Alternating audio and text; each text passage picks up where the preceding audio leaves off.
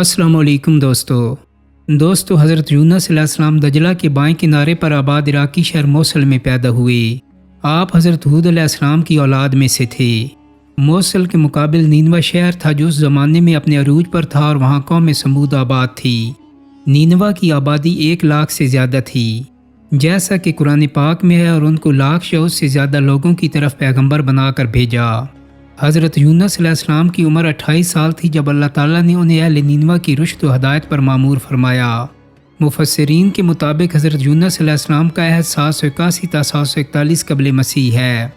दोस्तों, हज़रत यूनुस अलैहिस्सलाम एक अरसे तक नीनवा के लोगों को तौहीद की दावत और बुत परस्ती से रोकते रहे, मगर कौम ने उनकी दावत कबूल करने से साफ इनकार कर दिया। सिर्फ यही नहीं, गरूर व तकब्बर में मुब्तला कौम दीगर नाफरमान अक़वाम की तरह आपकी दावत का मजाक भी उड़ाती रही। जब उनकी सरकशी और नाफरमानी इंतहा को पहुँच गई तो अल्लाह ताला ने हज़रत यूनुस अलैहिस्सलाम को हुक्म दिया कि लोगों को आगाह कर दो कि 3 दिन के अंदर अंदर उन पर अजाब आने वाला है। आप अलैहिस्सलाम ने कौम में इसका ऐलान कर दिया। ये सुनकर कौम यूनुस ने आपस में मशवरा किया तो इस बात पर उन सब का इत्तफाक हुआ कि यूनुस अलैहिस्सलाम को कभी झूठ बोलते नहीं देखा गया, लिहाजा उनकी बात नज़रअंदाज नहीं करनी चाहिए। मशवरे में ये भी तय हुआ कि देखा जाए कि अगर यूनुस अलैहिस्सलाम रात बस्ती के अंदर अपने घर में मुकीम रहते हैं तो समझ लो कि कुछ नहीं होगा, और अगर वो यहीं से कहीं और चले जाते हैं तो यकीन कर लो कि सुबह अजाब ज़रूर आएगा। किस्सा मुख्तसर, हज़रत यूनुस अलैहिस्सलाम रात को उस बस्ती से निकल गए। सुबह हुई तो अज़ाब इलाही एक स्याह धुएं और बादल की शक्ल में बस्ती वालों के सरों पर मंडलाने लगा। जब वो उनके करीब होने लगा तो लोगों को यकीन हो गया कि अब वो सब हलाक होने वाले हैं। ये देखकर हज़रत यूनुस अलैहिस्सलाम को तलाश किया गया कि उनके हाथ पर ईमान ले आएं और तौबा कर लें, मगर आपको ना पाया तो खुद ही इखलास नीयत के साथ तौबा व इस्तग़फ़ार में लग गए और अपने घरों से एक मैदान में निकल आए। औरतें, बच्चे और जानवर सब इस मैदान में जमा कर दिए गए। तमाम बस्ती वाले टाट के कपड़े पहनकर अज्ज़ व इनकसारी के साथ तौबा करने और अजाब से पनाह मांगने में इस तरह मशगूल हुए कि पूरा मैदान आहो बका से गूंजने लगा। अल्लाह ताला ने उनकी तौबा कबूल फरमा ली और अजाब उनसे हटा दिया। रवायत में है कि ये आशूरा यानी 10वीं मुहर्रम का दिन था। उधर हज़रत यूनुस अलैहिस्सलाम बस्ती से बाहर इस इंतज़ार में थे कि अब इस कौम पर अजाब नाजिल होगा। उनके तौबा व इस्तग़फ़ार का हाल उन्हें मालूम ना था। जब अजाब टल गया तो उन्हें फ़िक्र हुई कि अब तो कौम मुझे झूठा करार देगी, क्योंकि मैंने ऐलान किया था कि 3 दिन के अंदर अजाब आ जाएगा। उस कौम का कानून था कि जिस शख्स का झूठ मालूम हो और वो अपने कलाम पर कोई शहादत पेश ना कर सके तो उसे कत्ल कर दिया जाता। तो यूनुस अलैहिस्सलाम को फ़िक्र हुई कि उन्हें भी झूठा करार देकर कत्ल कर दिया जाएगा। इस रंजो गम और परेशानी के आलम में वो उस शहर से निकल जाने का इरादा करके चल दिए, यहाँ तक कि बहर रोम के किनारे पहुँच गए। वहाँ एक कश्ती देखी जिसमें लोग सवार थे। आप अलैहिस्सलाम को उन लोगों ने पहचान लिया और किराए के बगैर सवार कर लिया। कश्ती रवाना होकर जब वस्त में पहुँची तो दफतन ठहर गई, आगे बढ़ती है और ना पीछे। कश्ती वालों ने मुनादी की कि हमारी इस कश्ती में कोई जालिम गुनाहगार या भागा हुआ गुलाम सवार है, इसलिए ये कश्ती खुद ब खुद रुक गई है। ऐसे आदमी को चाहिए कि खुद को ज़ाहिर कर दे ताकि उसकी वजह से सब पर मुसीबत ना आए। इस पर हज़रत यूनुस अलैहिस्सलाम बोल उठे कि वो भागा हुआ गुलाम गुनाहगार मैं ही हूँ, क्योंकि अपने शहर से निकल कर कश्ती में सवार होना एक तबी खौफ की वजह से था, बिज़्न इलाही ना था। और अल्लाह ताला के हुक्म के बगैर यूं चले आने को हज़रत यूनुस अलैहिस्सलाम की पैगंबराना शान ने एक गुनाह करार दिया कि पैगंबर की कोई नकलो हरकत अल्लाह ताला के हुक्म के बगैर नहीं होनी चाहिए थी। बहरहाल आपने फरमाया कि मुझे दरिया में डाल दो तो तुम सब इस अजाब से बच जाओगे, मगर कश्ती वाले इस पर तैयार ना हुए, बल्कि उन्होंने कुरानंदाजी की ताकि जिसका नाम निकले उसे दरिया में डाला जाए। लेकिन कुरानंदाजी में भी आप ही का नाम निकल आया। लोगों को इस पर ताज्जुब हुआ। कई मरतबा कुरानंदाजी की गई और हर मरतबा आप ही का नाम आता रहा। एक तरफ कुरानंदाजी में नाम निकलने पर आपको दरिया में डाले जाने का सामान हो रहा था, दूसरी तरफ एक बहुत बड़ी मछली अल्लाह ताला के हुक्म पर कश्ती के करीब मुंह खोले मौजूद थी कि आप अलैहिस्सलाम को अपने पेट में जगह दे। हज़रत यूनुस अलैहिस्सलाम जैसे ही पानी में गए, मछली ने फ़ौरन उन्हें अपने पेट में ले लिया। حضرت عبداللہ بن مسعود رضی اللہ تعالیٰ عنہ نے فرمایا کہ حضرت یونس علیہ السلام مچھلی کے پیٹ میں 40 روز رہے۔ یہ انہیں سمندر کی تہہ تک لے جاتی اور دور دراز کی مسافتوں میں پھراتی رہی۔ بعض افراد نے 7، بعض نے 5 دن اور کئی ایک نے مچھلی کے پیٹ میں رہنے کی مدت چند گھنٹے لکھی ہے۔ حقیقت حال تو اللہ تعالیٰ ہی کو معلوم ہے۔ اس حالت میں حضرت یونس علیہ السلام نے دعا کی، لا الہ الا انت سبحانک انی کنت من الظالمین۔ تو اللہ تعالیٰ نے دعا قبول فرمائی اور مچھلی نے آپ کو بالکل صحیح سالم حالت میں کنارے پر ڈال دیا۔ مچھلی کے پیٹ کی گرمی سے ان کے بدن پر کوئی بال نہ رہا تھا۔ اللہ تعالیٰ نے ان کے قریب ایک درخت اگا دیا جس کے پتوں کا سایہ آپ کے لیے راحت کا سبب بن گیا۔ نیز ایک جنگلی بکری اللہ تعالیٰ کے حکم سے صبح شام آپ کے پاس کھڑی ہوتی اور آپ اس کا دودھ پی لیتے۔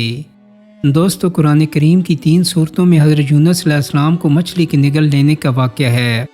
بعض ماڈرن حضرات اس واقعہ کی اصلیت کو شک کی نظر سے دیکھتے ہیں کہ آخر اتنے دن تک آپ علیہ السلام بغیر کھائے پیے چاروں طرف سے بند ایک اندھیری کوٹری میں زندہ کس طرح رہے۔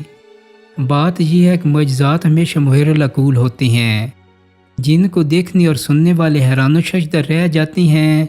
ان کو معجزہ کہا ہی اسی لیے جاتا ہے، لیکن بہرحال یہ ایک حقیقت ہے اور زیر نظر واقعات ہم اسی حقیقت کے تناظر میں پیش کر رہے ہیں۔ حضرت جابر بن عبداللہ رضی اللہ تعالیٰ عنہ فرماتے ہیں، حضور نبی کریم صلی اللہ علیہ وسلم نے ہم 300 سواروں کو حضرت ابو عبیدہ کی قیادت میں کسی مہم پر روانہ فرمایا۔ ہم ساحلی علاقے کی سمت نکل گئے اور ہمارا راشن ختم ہو گیا۔ غذائی کمی اتنی ہو گئی کہ ہم نے کانٹے دار جھاڑیاں بھی کھائیں۔ کیا دیکھتے ہیں کہ سمندر نے ایک بہت بڑی مچھلی ساحل پر پھینک دی ہے۔ ہم نے اس مچھلی کو آدھ مہینہ کھایا۔ پھر ابو عبیدہ رضی اللہ تعالیٰ عنہ نے ایک دن اس مچھلی کی پسلی لی اور اس کو کھڑا کیا۔ ایک اونٹ پر سوار آدمی آرام سے اس پسلی کے نیچے سے گزر گیا۔ مدینہ واپس آ کر ہم نے اس مچھلی کا کچھ گوشت نبی کریم صلی اللہ علیہ وسلم کی خدمت میں روانہ کیا اور انہوں نے اسے قبول فرمایا۔ اس مچھلی کو عنبر کا نام دیا گیا۔ اب کی تحقیقات سے معلوم ہوا ہے کہ دواؤں میں استعمال ہونے والا عنبر یا ابنر شاب اسی مچھلی کا فضلہ ہے۔ دلچسپ بات یہ ہے کہ اس عنبر کا سراغ نبی کریم صلی اللہ علیہ وسلم نے عطا فرمایا۔ 300 فاقہ زدہ سواروں نے اس مچھلی کو صبح شام 15 دن تک کھایا۔ جب مدینہ آئے تو ان کے تھیلوں میں ابھی بھی اس کا گوشت موجود تھا۔ نبی کریم صلی اللہ علیہ وسلم نے بھی اس میں سے نوش فرمایا کیونکہ سمندر کا شکار حلال ہے۔ بیان سے ظاہر ہوتا ہے کہ یہ مچھلی ویل تھی۔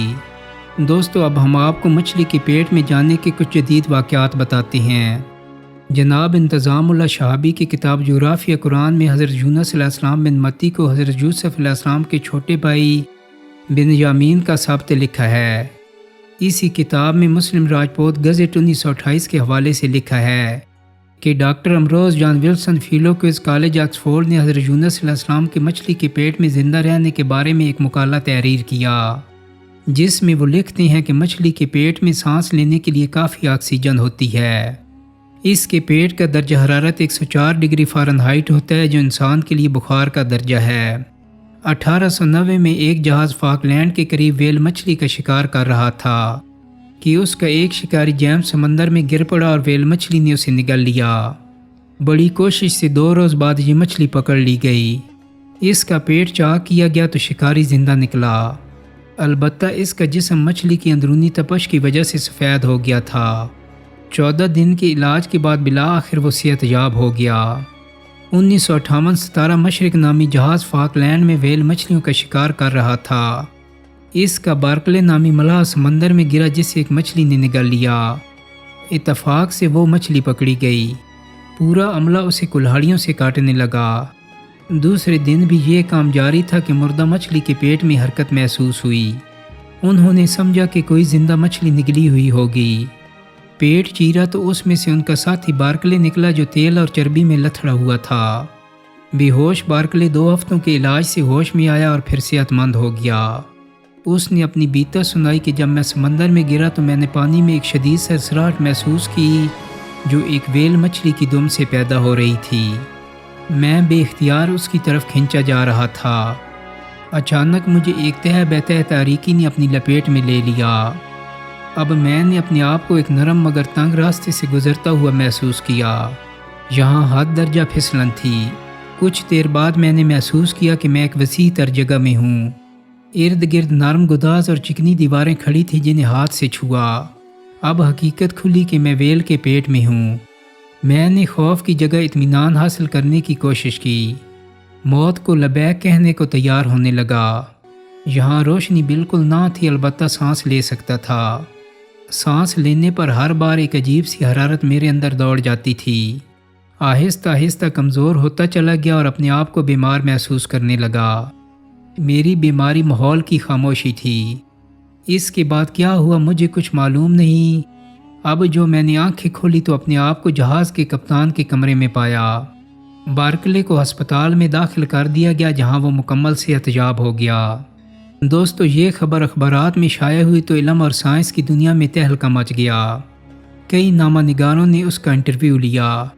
ایک مشہور سائنسی جرنل کے ایڈیٹر مسٹر ایم ڈی پال نے تحقیق احوال کے بعد واقعہ کی تصدیق کی اور لکھا، اس حقیقت کے منکشف ہو جانے پر میں تسلیم کرتا ہوں کہ حضرت یونس علیہ السلام کے متعلق آسمانی کتابوں میں جو واقعہ بیان کیا گیا ہے وہ حرف بحرف صحیح ہے، اور اس میں شک کرنا ایک زندہ حقیقت کو جھٹلانے کے برابر ہے۔ دوستو، امید کرتا ہوں کہ میری آج کی ویڈیو آپ کو پسند آئی ہوگی۔ اگر ویڈیو اچھی لگی ہے تو اس کو لائک اور شیئر کر دیں۔ میرے چینل کو سبسکرائب کرنے کے ساتھ ساتھ بیل آئیکن کو بھی کلک کر دیں تاکہ آپ کو میری آنے والی مزید ویڈیوز کے نوٹیفیکیشن ملتے رہیں۔ بہت جلد ہی ایک نئی ویڈیو کے ساتھ ملاقات ہوگی۔ اپنا بہت سارا خیال رکھیے گا۔ اللہ حافظ۔